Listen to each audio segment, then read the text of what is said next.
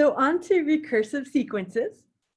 There's nothing really super new about this if you kind of understand how sequences work. It still involves plugging in values of n to find terms of the sequence. However, with recursive sequences, what recursive means is it's going to use the value of the previous terms to compute value of future terms. So when you look at the general formula for a recursive sequence, for this particular example, I'm going to look at a sub n. So equals 2 times a sub n minus 1. So basically, if you're kind of trying to really look at this, we would say that a sub n would be the current term that you're on. And when you look at what it means to be a sub n minus 1, that would be one term that is before the nth term. So this would be the previous term. And it's one term that's before n. Now, if it was n minus 2, then what would happen is you have to take two terms backwards. So what we're looking at is usually with these recursive sequences, we have to know a value of one of the previous terms in order to figure them out. So we have a very excited dog that wants to listen to us, so we'll go with this, right? Okay, so let's look at the fact that they already gave us, so we want the first 5 terms, right? They gave us a sub 1 already, so that's awesome. One less term to figure out. Now, when they are specifying for us that n must be greater than or equal to 2, that just means we're going to start ourselves by plugging in n equals 2 to our recursive formula. So if we look at a sub n, that will be a sub 2 equals 2 times a. Now n is 2, right? So that's 2 minus 1, a sub 2 minus 1. So you want to look at this a little bit nicer for yourself. Simplify 2 minus 1. That's 2. 2 minus 1 is 1. So a sub 2 is considered 2 multiplied by a sub 1. But you actually know who a sub 1 is. It's equal to 4. So that's 2 multiplied by 4. And then you just do the math from there. So that will leave us with 8. So now that leaves us with, and maybe if this helps you, I'll color code.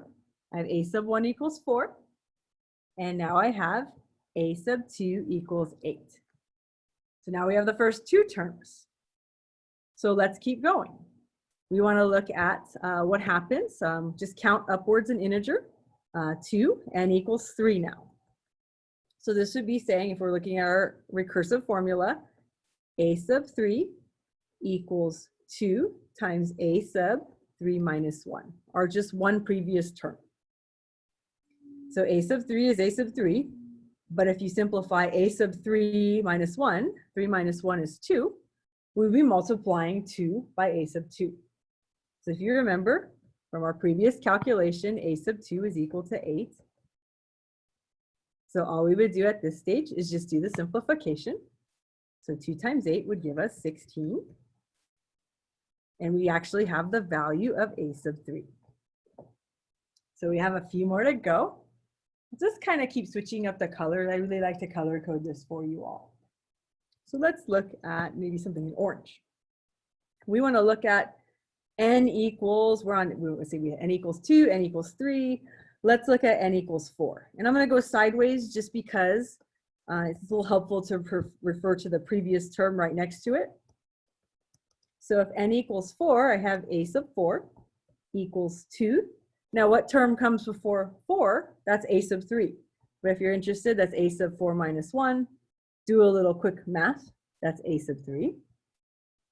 So now all we have to do is celebrate. We already know what a sub 3 is. That is 16. So let's do the math. 2 times 16 gives us 32.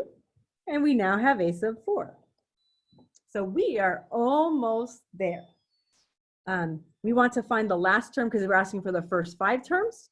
So let's check out a sub 5. So let's start off. I'm going to use We'll move on to pink or something. So n equals 5. That's going to leave us with a sub 5 equals 2. Now the term that came right before a sub 5 is a sub 4, but just in case, you're plugging n equals 5 into the formula. So we have 5 minus 1 as a subscript. So that's 2 times a sub 4. Now we know the value of a sub 4 is 32. And then you just do the math. 2 times 32 equals 64. So that's a sub 5. So now you have them all listed, but if you really want to talk about the final answer, the first 5 terms, maybe as far as your solution to this problem, we can use set braces and list them in order. Remember, a sub 1 is first. So that's going to be what, 4? So we have 4. A sub 2 is 8. A sub 3 is 16. A sub 4 is 32. And a sub 5 is 64. So that would be just kind of looking at sequence notation. Just making sure that you didn't miss any terms along the way. That's a sub 5. Sorry about that. We now have the first 5 terms of this recursive sequence.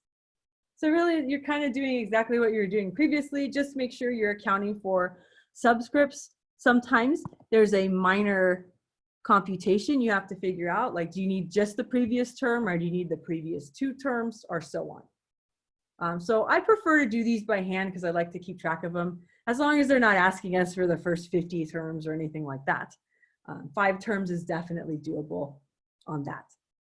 If you're interested, the TI has a way to do this. I have a video on that, but I'd rather have you look at it yourself. So maybe you want to read the textbook.